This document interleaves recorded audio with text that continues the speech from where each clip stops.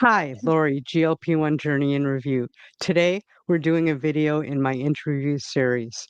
We have Anna, who's a registered dietitian, along with a GLP-1 user.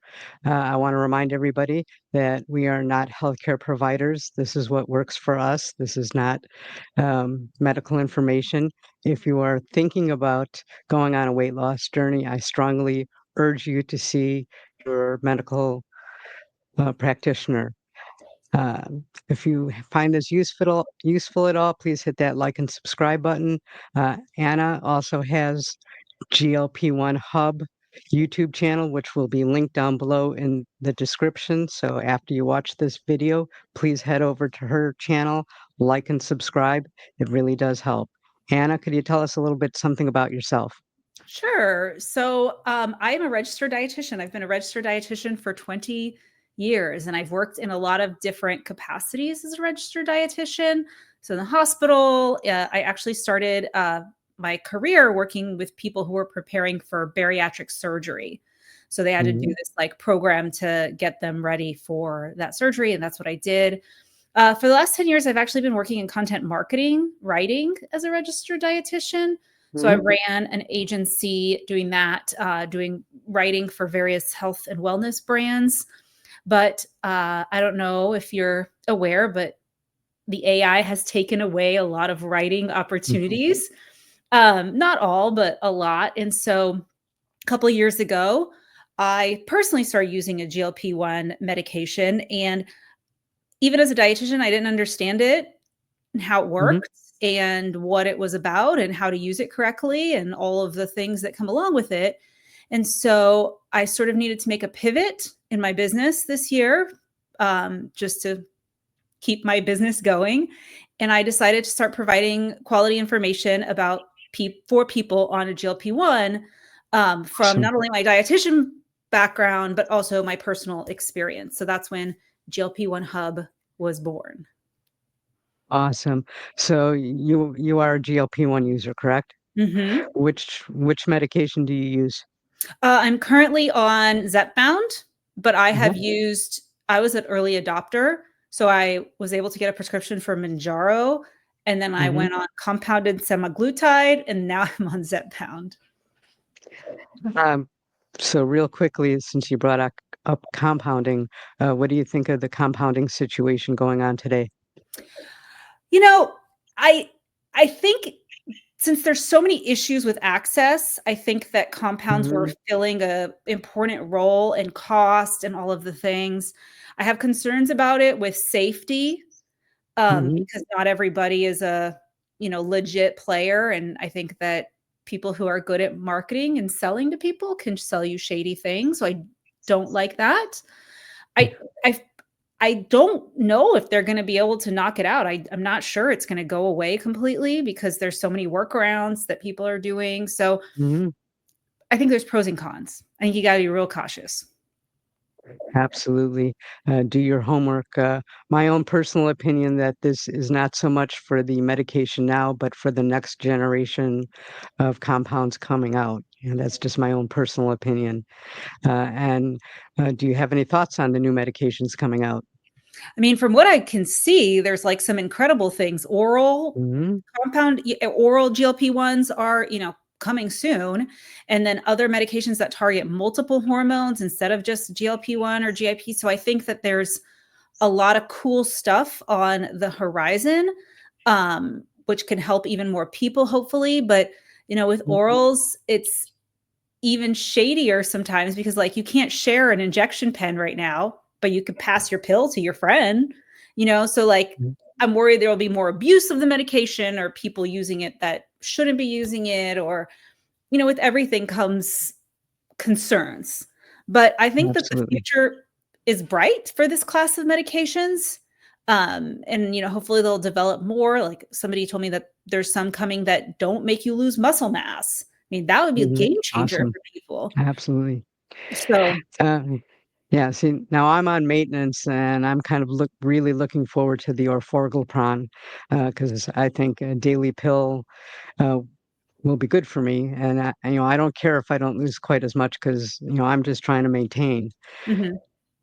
Yeah. Yeah. I Now, think it's easier to take an oral, but then with that comes other concerns, easier to fake absolutely. too, easier to make, fake pills. So there's just a lot of like safety issues around patient safety that I have. So you brought up before about AI. Now, what do you think AI's role in GLP-1 medication is going to be? Like, do you think it's going to help customize people's plan or tailor what they eat and so forth? It's an interesting question. I know that there are a few upcoming apps like that you can download on your phone that use AI to help provide better quality information to people. So I like that because, you know, Chat GPT is wrong often. And so if people are asking it questions about their medication and stuff, like I think that it could result in incorrect information. And then, I think that AI just in healthcare in general, will help develop protocols like, okay, there's these 10 medications. Person A needs to be on this one for these reasons. You know what I mean? There's just like so much that the AI could be used for to increase safety, to improve like efficacy, all of that. So I think AI in healthcare is very, very interesting field in general. Absolutely. And I think there's a big future, and just, we have to learn what to do with it and not to abuse it, and then not to take its word as, Right. absolute, and to check with your healthcare provider, dietitian, and so forth. Mhm. Yeah. So, what do you think is the number one mistake people make in eating on their GLP-1 medication? I think that there's two things that I think. I think first they get a little bit seduced by the weight loss and the ability to not eat, that they forget that eating is actually kind of important for a lot of things Absolutely. other than body fat. So, energy, just general function, there are vitamin and mineral deficiencies that are very real, and we're not really used to seeing those because we've been struggling with obesity for so long. Like all of us are focused on, oh my God, obesity, obesity, obesity. But vitamin and mineral deficiencies are real things. So I think we forget that. So I think that the idea of just not eating and that's fine and that's great, like people get involved in that. And then I'm going to say something a little controversial. Like people are a little too focused on protein that they forget that there are other nutrients that play a role. And they Absolutely. all I hear is like I saw somebody I posted on Facebook the other day and they were like, I ate a protein this for lunch or breakfast and then a protein shake for lunch and then a piece of chicken for dinner. And I'm like, okay, well, now you have severe constipation because like Hmm. you need fiber and you need other nutrients other than protein. And I get that you can't eat very much, but the meals still have to be somewhat balanced. So I think that just forgetting that there's a lot of things that matter equally as protein, and then that food plays a role in your body functioning correctly. Absolutely, and I found, just talking to people that they tend to have too little calories in their diet, and, then they wonder why they're not losing weight, why they're always tired, and so forth. Right, right. Or hair's falling out or, Correct. all sorts of things. Now, you being on GLP-1 medications, have you lost weight, or what is your total, or Yeah, I started at about 190, almost 190, and I'm at 155 right now. So like 35 pounds over the awesome. last 2 years. That's a good rate, Mhm. good timing. Are you on maintenance now, or Yeah, yeah. I've mostly been on 5 milligrams this whole time of the Mhm, trizepatide. I went up to lose the last 5 pounds to 7.5 for just a month. The doctor felt like I could just lose a little bit more and get into that healthy BMI sort of mhm, category. And so I feel pretty good at this weight. I've never weighed this before in my adult mm, life. Um, so I feel pretty good, like it's interesting, you go and you buy new clothes, like Amazon is always saying, "Oh, you need an extra large or you need this." And now I'm trying to retrain it to tell it to say, "No, I need a medium, Amazon." So, I feel pretty good at this weight, but I will say that I did get off the medication twice and the weight started coming back Mhm. on twice. So for me Okay. now, this is it.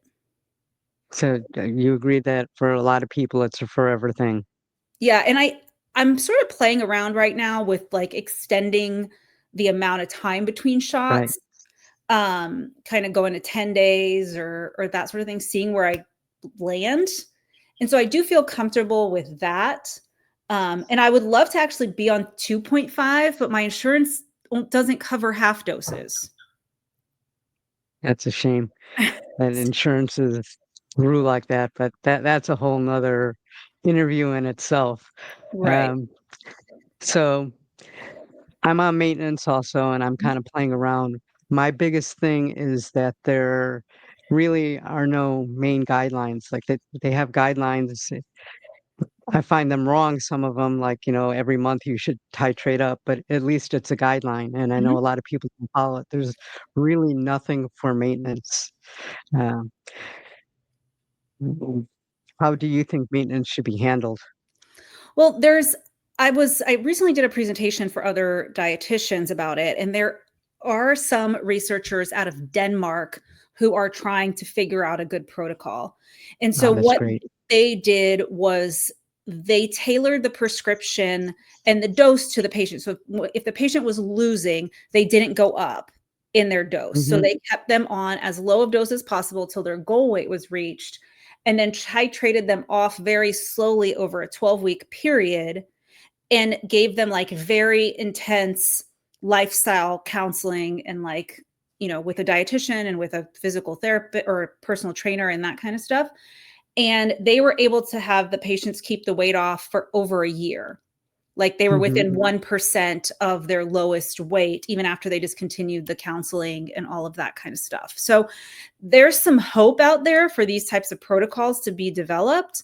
But that study was just like it's still under peer review and those types of things. So for now, at least for me, the way I look at it Mhm. is I'm going into perimenopause. I'm 45 years old. Weight management is not going to get easier, so if I can have some of this on board that I know works, I can go through that transition a little bit with that, at least that off my plate, because I got plenty of other hormone things to Mhm. deal with. So So go ahead. I think that it's probably gonna be at least some GLP-1 for most of us. Absolutely. So you brought up perimenopause and menopause. What is your best advice for that as far as the diet part of it? Well, for everything I see, like I personally feel like you just can't even look at something that makes your hormones rage out. Like it's I feel like you have to have this high protein, high fiber diet, walk with your weighted vest and do all these things. And it's like, I to me, I feel like the GLP-1 almost makes it a little easier. So my brain is not filled with all of these like wellness activities that I have to Mhm. do all the time. And I'm not saying that like I'm just sitting here eating, burgers and French fries and drinking beer all day. Like that's not the case at all, but it takes a little stress off. Now, I know most people in their journey reach a plateau at some point in their journey. What kind of advice do you give them as far as breaking the plateau? Right. So I think that maybe looking at focusing more on some of those habits. So, are you drinking the water? Are you eating the protein? Are you eating enough calories? Sometimes you got to kind of go up a little bit on Mhm, your calories and then exercise, maybe doing a little bit more intense exercise. Or have you been doing the strength training? Because people lose a lot of muscle on this. And I don't know if they realize that it's so important for them to be doing that. So, it might take a little time to break through. And then after you've done all those things and hopefully maybe even seen a dietitian, that would be great. Um, mhm. you know, then you might consider going up on the dose if you're not on the highest, or speaking to your doctor to see if there is another option or something else that you can try to get the weight loss going again. Speaking of seeing a dietitian, my understanding is that most insurances cover seeing a dietitian. Is that true? Are there certain circumstances that or criteria that you have to meet or I don't know about the ins and outs in terms of insurance, but many dietitians do get reimbursed by insurance. So they're registered with certain insurance companies. And then the insurance company will have like a list of dietitians that you can see. There's also these big companies called like Nourish and Faye Mhm. that they will bill your insurance for you. And then they have dietitians that you can consult with on their platform. So it's like a digital platform, like you would see a telehealth Right. provider, but all they do is dietitians.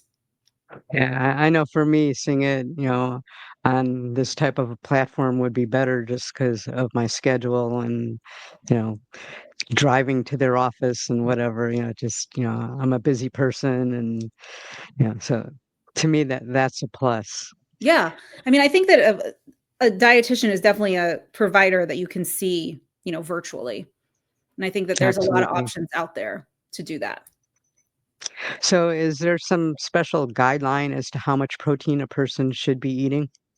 I usually say at least 100 grams a day. You can calculate it based on your body weight if you want. So, the the way we learned it in school was 1.2 to 1.5 grams per kilogram, but then people got to convert their body weight into kilograms. So Mhm. I think like 100 to 120 grams a day is a good amount, especially because that's pretty hard when you can't eat very much. Mm. There's a lot of little cheats that you can do that give you a lot of protein at once. There's shakes and things like that. I always prefer to people try to eat food instead of relying on all these shakes and supplements and things. So it's rare that I suggest people do stuff like that, but I think 100 to 120 grams is probably a good place to aim.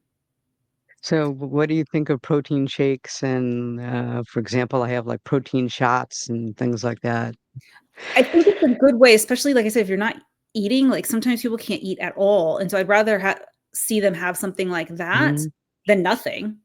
And now there's like, I have a powder that you can like put in your water that has protein in Right. Absolutely. or I've been really into those core life, Fairlife shakes lately. Mhm. They're like my colleague just told me about them like 2 weeks ago. So I've been really into getting those in, and one of them has like 42 grams of protein. So I'm not Right. really opposed to people using shakes and things, but I still think that you should try to eat food also. Like use it as what's meant to be, which is a supplement, not your entire existence. Correct. So what's your opinion on processed food? Well, there's so much controversy, I think, about this processed Mhm. food and ultra processed foods. And a lot of dietitians want to get like really deep in the nuance. Well, everything is processed. And I mean, to some extent, that's true. Like you pick Mhm. the berries off the bush, and then you wash them, and then you put them in a box. And to some Mhm. extent, all our food is processed. But I feel like if you're going to be honest with yourself, which foods are processed and not that good for you. I mean, there's a whole aisle of multicolored bags in every grocery store that like those things are obviously not good. So I think maybe the dietitians will come for me if I say that, but I think we know rather than like fighting about, oh, all foods are processed, we know which ones are not good for us and that we should avoid or limit.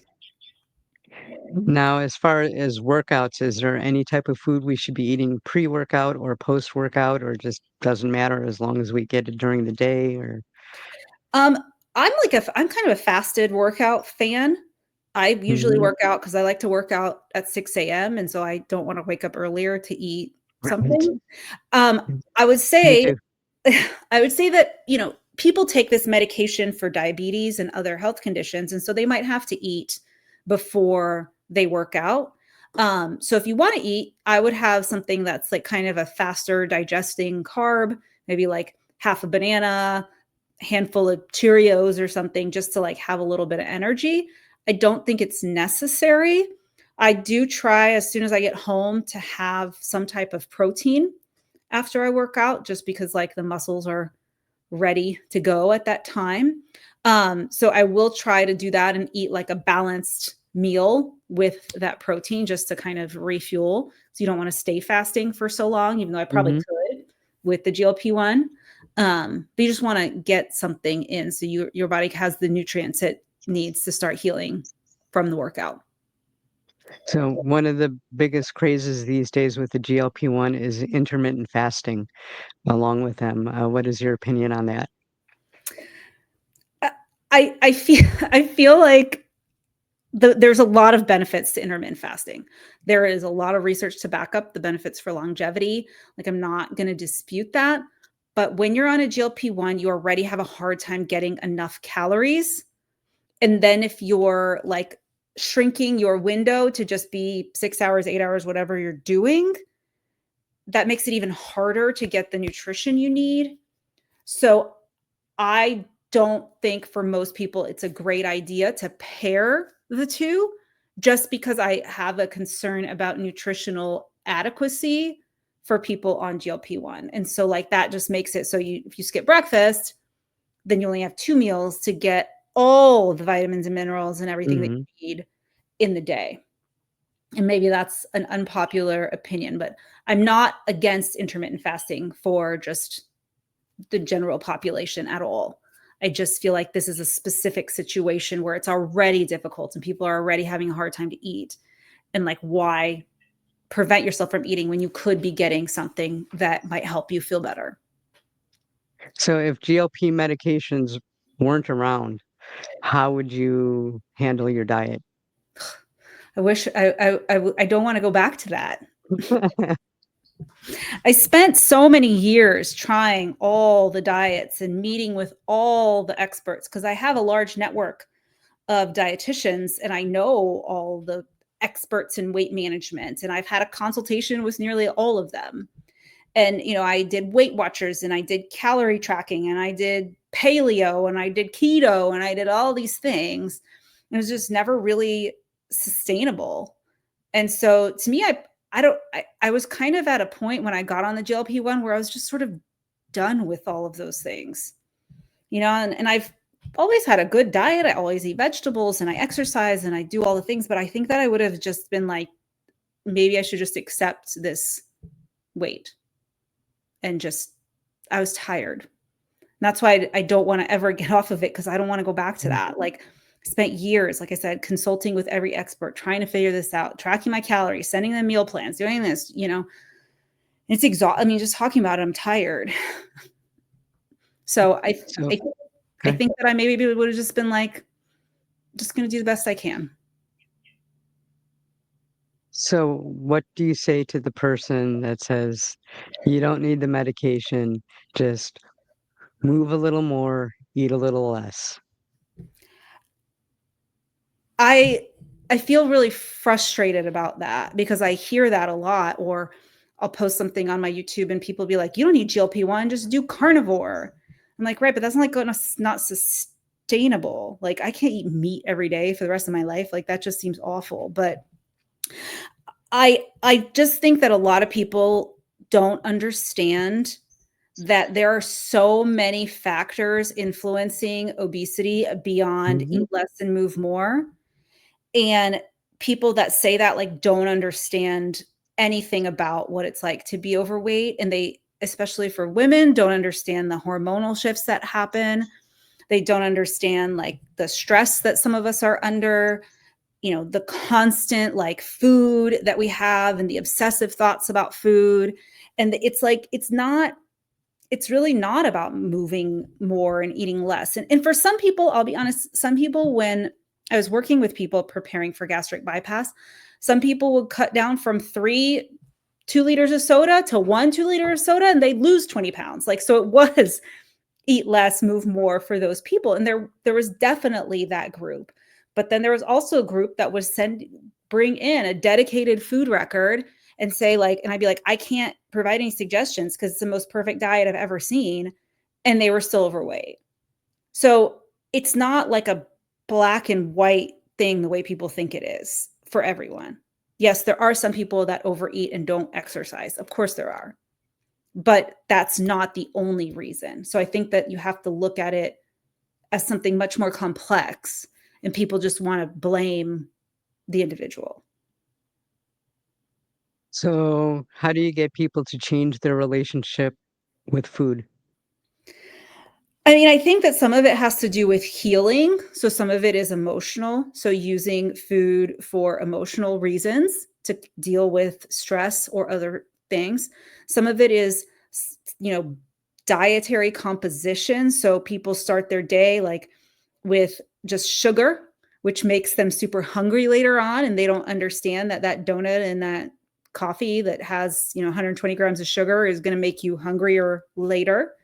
Some people just skip meals and then overeat later. So it's kind of individual. It's like what is causing the issue and how can we fix it?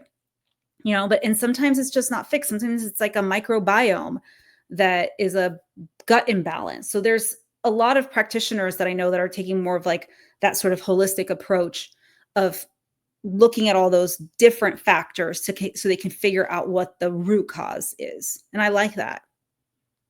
Absolutely. So if you could go back, knowing what you know now, to when you first started, what advice would you give yourself? I think that maybe I should have been a little bit more cautious in understanding more about the medication.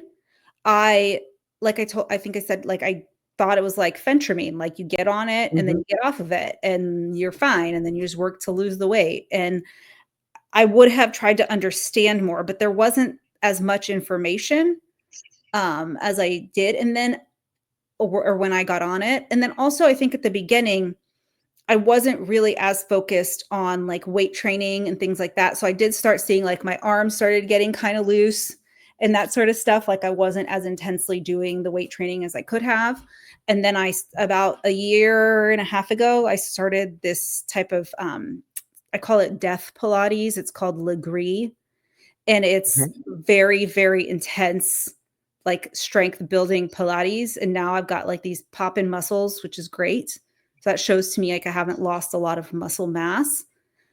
So I think I just would have had more education, but I don't know where I would have gotten that at the time because Mhm. really the dietitians who were familiar with this medication were the ones working with diabetes, and I don't have diabetes, so it wasn't as known for weight management and how to do that effectively. So, do you take supplements? Do you think people should take supplements? I take a multivitamin. I take a vitamin D because my vitamin D was low. I recently just started taking a magnesium at night because I'm struggling with sleep. And so I know that that can help, but I'm not a Mhm. big supplement person. Like I'm not the person with a collection of supplements. Companies send me supplements to try often, and sometimes I'll try them. But it's not anything that I would, recommend to other people necessarily. I just try to see if it's something that I think that I might like or if I can recommend it to others. But for the most part, I haven't seen anything that's like knocked my socks off. Do you have an opinion on added peptides like NAD plus type add-ons or? That's actually one that somebody sent me is one of those like longevity supplements. There's a Mhm. there's a lot of interesting research on them and like that they really do help with mitochondrial health and longevity and all these things. But I guess for me, like I want to feel dramatically different if I'm going to keep. And the ones that I received were like 100, $150 for one bottle. I Mhm. just felt like I wanted to feel different, like I want to feel 20 again, but that didn't really happen. I just wanted to. So I think that the research is interesting, but I think that like to say, okay, well, you take this, you're going to live longer. Well, where's like the proof of that? We can't see it until you do, right? So Absolutely. So, did you have any other health problems besides being a little overweight, like cholesterol or? my cholesterol has always been high. And I also have a family history of diabetes, and I was like moving towards that higher A1C, but nothing really specific in terms of, significant health problems. And I know that because of that, like I'm lucky that my insurance does cover it. Uh, Mhm. but yeah, I know like those were kind of the main things that I was able to get approved for. And did it bring it down into control or? My cholesterol, the last time I had it checked, actually went up slightly. So I actually in on my podcast in a couple weeks, I'm interviewing a cardiac dietitian about that. Mm-hmm. And so she talks about how it might be the slowing of the digestive tract, because that's actually where you excrete your cholesterol. And so when the digestive tract slows and you're not going to the bathroom as often, there's not as much ability for the body to excrete the cholesterol. And so that's why you might see your cholesterol go up slightly temporarily until the body figures that out. So I thought it was pretty Oh, interesting. absolutely. So what about fiber? I know that, everybody's really concentrated on the protein and the carbs. Uh, how do they get the fiber? Do you believe in fiber supplements? Or for me, I have a keto type of bread if I don't think I'm getting enough because that has a lot of fiber in it. Mhm. Yeah. I mean, I love those keto breads too. Like they're just crazy amounts of fiber. I just got in, oh, I have it sitting right here. I just got in this pasta. It's got 32 grams of fiber. These hero Wow, that's great. pastas, like it's crazy. So for the fiber, the way I look at my meal is I always pick the protein first. So what is the protein? And then I add fruits and vegetables, which is my optimal way of getting fiber, because that comes also with a lot of nutrients. While some of these like packaged processed foods are fine to eat, like the keto bread that you're talking about, or these kinds of pastas or these sorts of things, I'd rather see people getting fiber from fruits and vegetables because they have a lot more nutrition. So I'm not against fiber supplements because I know that some people really struggle with constipation on this. And I think that those can really help. And there's so many ways to get fiber now too. There's like gummies, and somebody sent me a fiber water that was just like Hmm. water with flavor and fiber in it. So had like 25% of your daily fiber in just a bottle of water. So if those things help and they help you keep things moving along, I think it's a great idea. But also want to warn people that, when you eat more fiber, you really need to drink the water, because if you don't, then the fiber gets stuck because it has nothing to keep it moving along. So those two things kind of go hand in hand, which is why I like the fruits and vegetables, because those come with water in them as well. There you go, drinking your water. Should take mine too. So you mentioned before that starting your day with sugar is not a good thing. What do you think about like stevia or other sugar substitutes? I don't really have a big issue with them. Depends how much you're having. So I use a monk fruit in my coffee, and that's probably the only fake sugar that I have, unless it's in like a protein shake or something like that that might have during the day. I don't, I, you know, I'm not really, I don't think that they need to be completely avoided, but you just want to maybe watch your intake and not just only eating sugar free, this or that, just because some of them have sort of weird effects on insulin and those kinds of things. So I just try to be aware of it. And what about electrolytes? Do you believe in them or? I think that if you're really struggling with getting enough fluids, the electrolytes can help. Um, I don't personally take them often unless I'm like feeling like I'm really dehydrated or something. Every once in a while, I have these weird bouts of vomiting and diarrhea the day after my shot. So on a day like that, I would definitely take it, or if I was going to exercise outside or something like that. But I don't think it's like a you have to have it or else, you know, that's it. Because you can get electrolytes from food, and those fruits Okay, and vegetables are full of absolutely. electrolytes. I'm one of those crazy people that do their part of their workout in a sauna. So Oh, yeah? I have that in the morning. But then you probably need the electrolytes. Yeah, I have at least a bottle and then a bottle of water while I'm doing that. So what kind of exercise is it? Is it like that heated exercise? Well, the sauna, like you set it up yourself. I usually do like 125 degrees and I do like a hit workout. Wow. My favorite is the rowing machine, and it's about 15 minutes, and I usually do like one and a half to two of them. And then I go next door is my gym and do my weight training there. Wow, that's intense. Yes. Because I found for me, like, I don't sweat a lot. I'm just a person that doesn't sweat a lot. And I think it's kind of important to, sweat out, all the bad stuff. And this kind of makes me have to sweat and get rid of those toxins. Sure. We have this like heated gym in my town where you like go, I forget what it's called, Hot Works or something. That's where I go, is Hot Works, Oh, yeah. okay. Yeah. Yeah. Mhm. I haven't tried it. It's like a drop-in Yeah, thing. You can go and do the heated workout.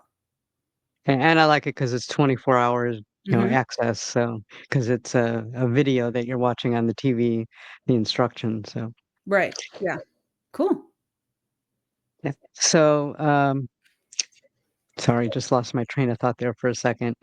Um, what does a day of food look like for you? So normally 3 days a week, I go to do my workout. And then the other days, I have small kids, so they take up a lot of of my energy in the morning.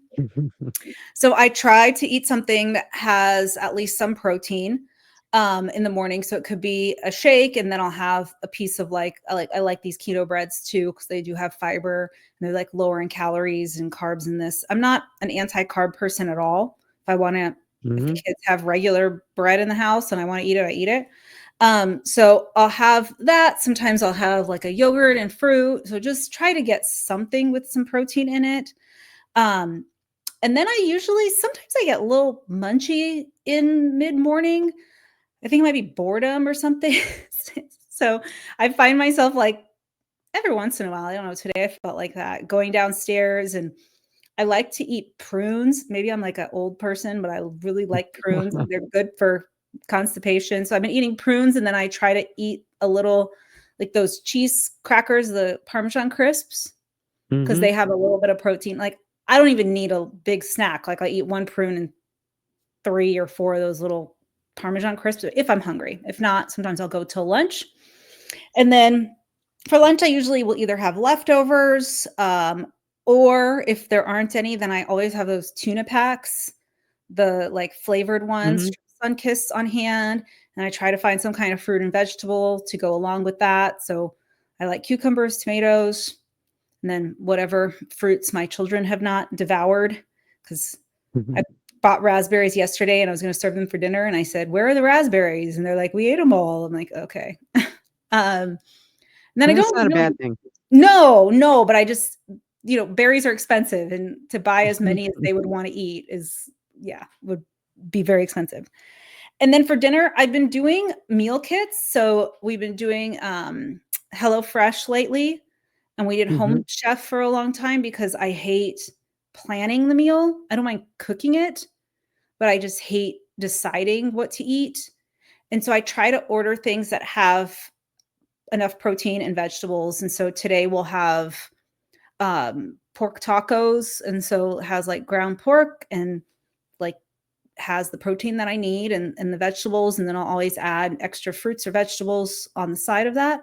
And then I don't often need to eat after dinner lately because it's been hot here in Nashville. My kids are really into ice Mhm. cream. So I'll have like a small amount of ice cream with them when they want to have their ice cream, and that's pretty much it. Like, I don't really stress too much about my food or my meals. Like, I know I need protein and I know I need fiber, and I try to go with that as best that I can.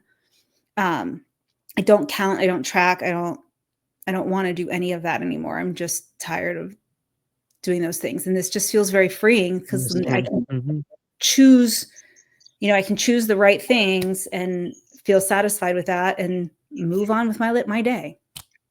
Yeah, I'm not quite as good as you as far as days that I work late, because I tend to work 13, 14-hour days, and I just don't wanna come home and cook, because I do CTs, so I never really know when I'm gonna get out, but I use Factor meals, Mhm. and, I do sit there and look at all the nutritional values of them, and one thing that's good is it forces me to eat a little more carbs than I probably would normally pick.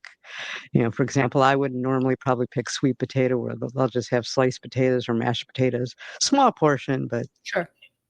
Yeah, yeah. uh, Those I think that those are convenient, like, it's so mm, much easier to have something like that, I just like to cook the meals because I feel like it mm, tastes better when I cook it, and then, like, the kids would be weird about eating something out of a container, but, you know, I think that those meal kits are just such a lifesaver and so much time. absolutely.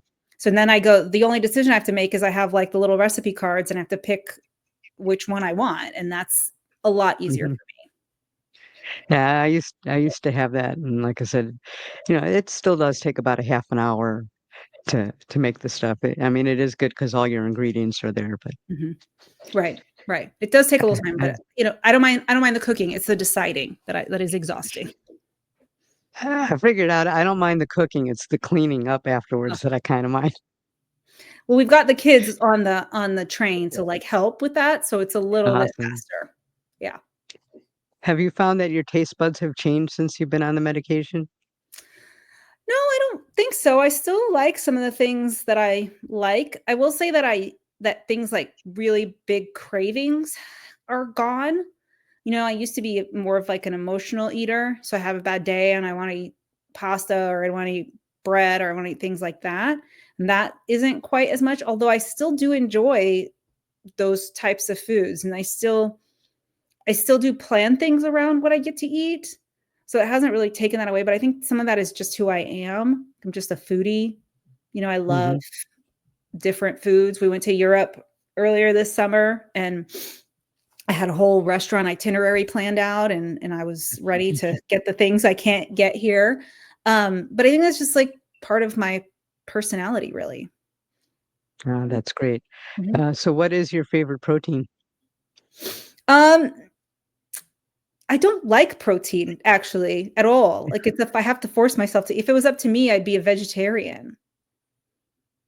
But I know that that's not an option, So Why I is that not an option?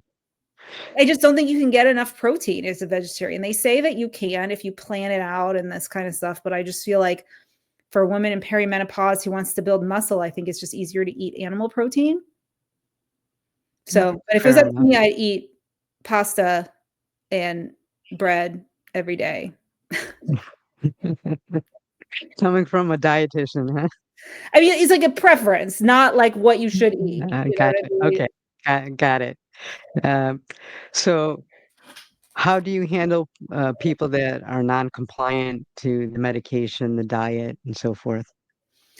Well, I don't see any patients, so I don't have to worry about what other people are When you doing. saw patients. Right.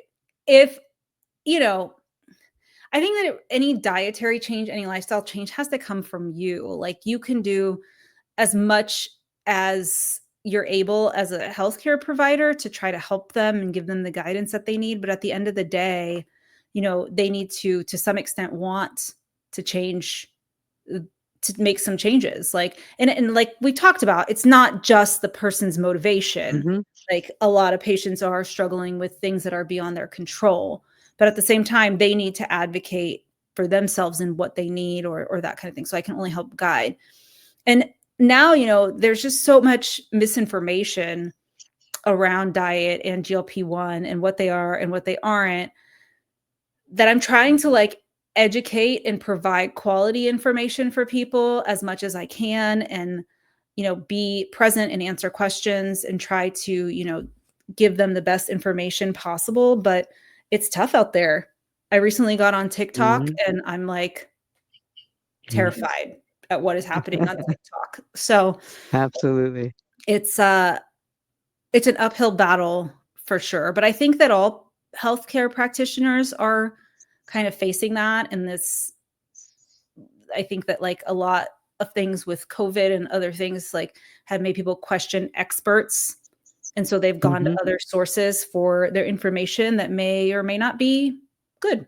So it's tough.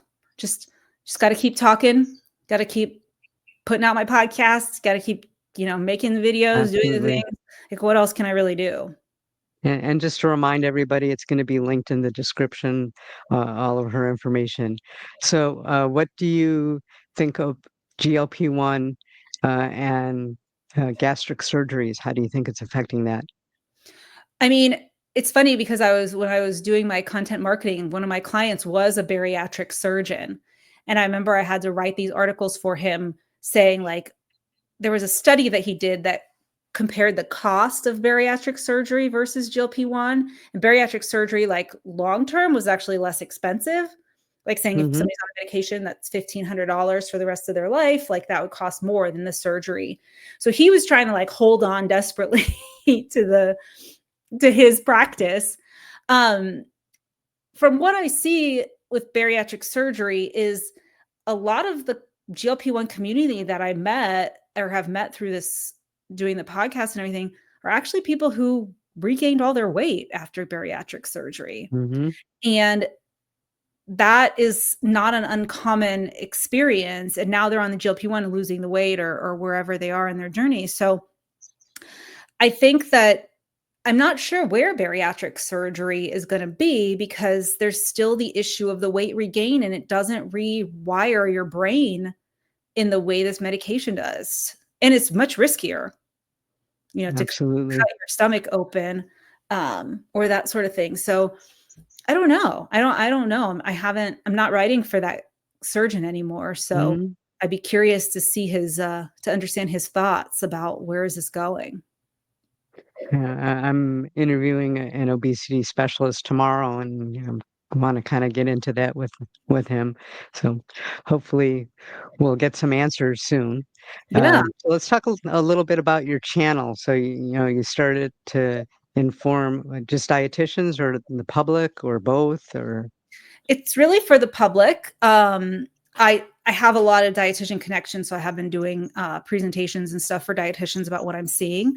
But on my podcast, I interview doctors, dietitians, but also GLP-1 users, and they can tell their story about what their experience has been. And so that's been very interesting. And so I try to come at it with like different points of view. So, like I mentioned, I interviewed a cardiac dietitian and she's talking about what it's doing for people's heart health. I have another dietitian that's coming on that's going to talk about the microbiome and how that is being influenced by GLP-1.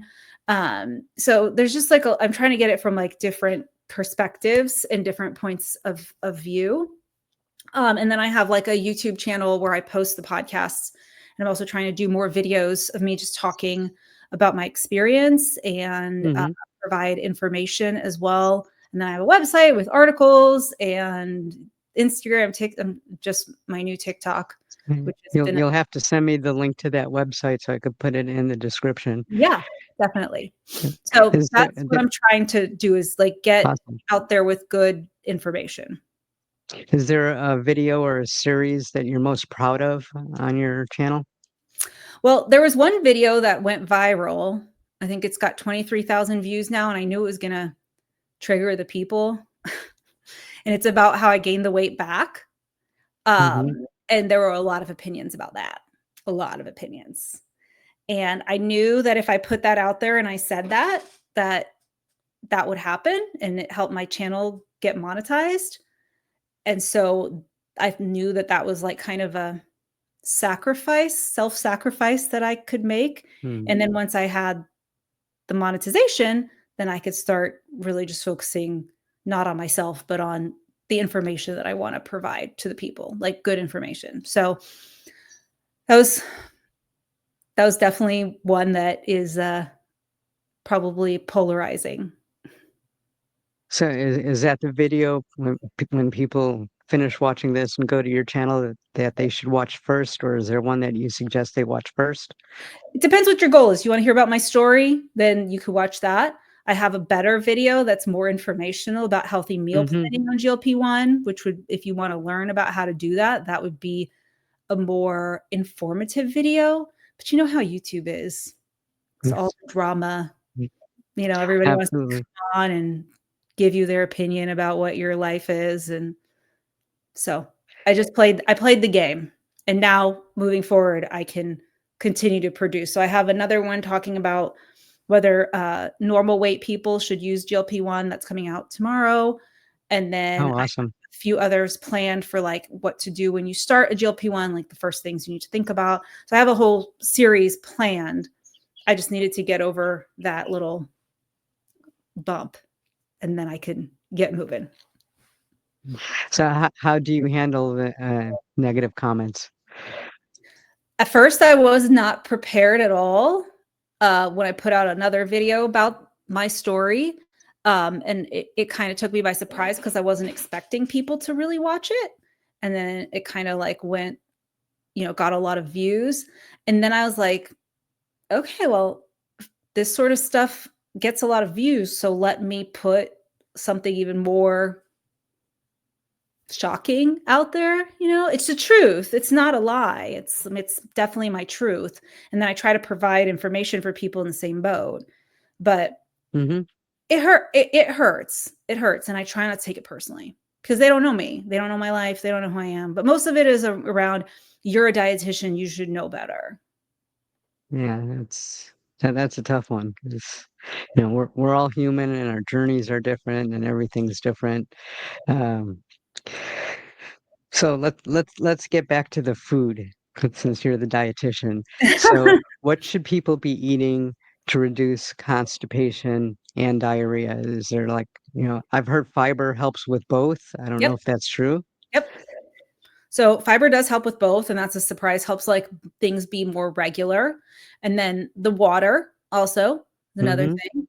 Um, you may want to consider, but also if you're having really bad constipation, you really need to be exercising, and some type of like walking is the best, or if you can't walk, then swimming. Just something that kind of moves things as you're going, so moves the digestive Mhm. system. I think that's another essential part.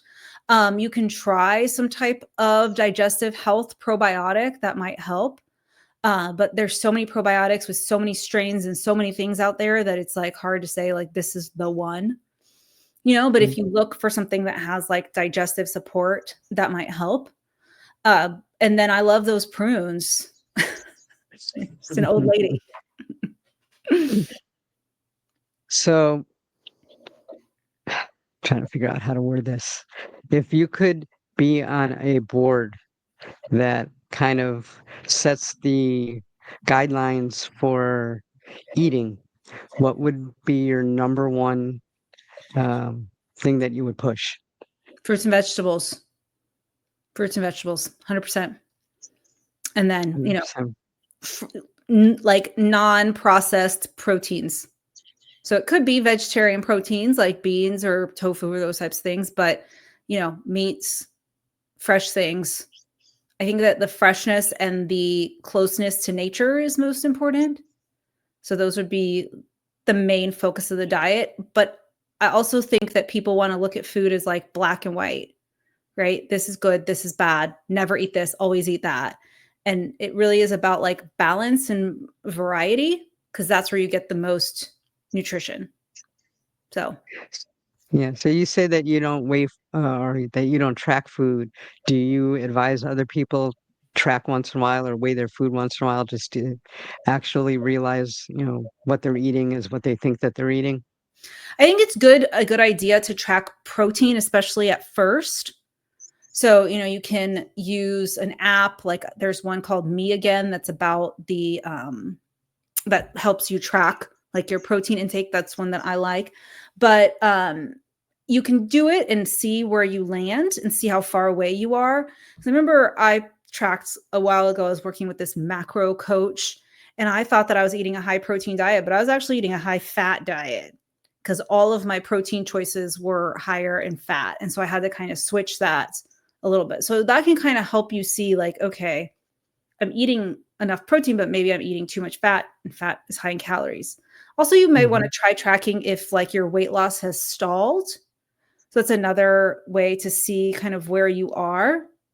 But sometimes I feel like tracking, people get a little obsessed about it, or, it gets a little neurotic. And so I just, beyond just like having like a curious mind, I don't think it's necessary to track every single morsel for the rest of your life.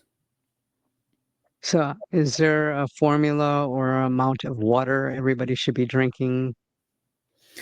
Usually what they say is like half your body weight in ounces. So I think that's a good sort of rule of thumb. If you're somebody like you live in Florida or like here in Nashville, Mm. we might need more because it is like 95 degrees outside right now. So we might need more, but I think that, people do need to drink as much water as they can. Good to know. The half the body weight. Good tip there. Mhm. So, how do you deal with people that have a bad relationship with food or disconnect with food and so forth? I think it's just like anything. And I feel like this GLP-1, people have told me kind of stops some of that because of how it Mhm, affects the brain, and you don't feel as much like pleasure from food. So they're even studying it for alcoholism and smoking mhm, cessation and other things. So I think that, reframing a little bit and then maybe getting some therapy around some of those issues, like how are you using food if you're still feeling out of control, and trying to mhm. find better coping mechanisms. So it's just like you would want to quit drinking. You try to And find other ways to soothe yourself or deal with your emotions. yeah, they're looking into a lot of off-label uses, like Alzheimer's, brain health, Mhm. heart health, sleep apnea, which, is just about ready to be approved for, um, which I think is great. Yeah, it's so interesting how it affects the brain, because I interviewed somebody for my podcast who was in eating disorder recovery, and she was using GLP-1 to manage PCOS symptoms. And Mhm. she said that the GLP-1 just stopped those obsessive eating disorder thoughts that she always lived with. Like, she was always thinking about her body and it just like went away. It's crazy. Yeah, I know when I first started, I didn't even know what food noise was until it was gone, and I'm like, Why am I thinking so clear?" Yeah. I Right. don't have that food noise anymore. Yeah. As a dietitian, who I spent 10 years writing about food, it was just all day long. What am I eating? What am I going to eat? And then I write about food, and then I'm like, oh, that sounds good. Like, let me try that. So it was hard to control.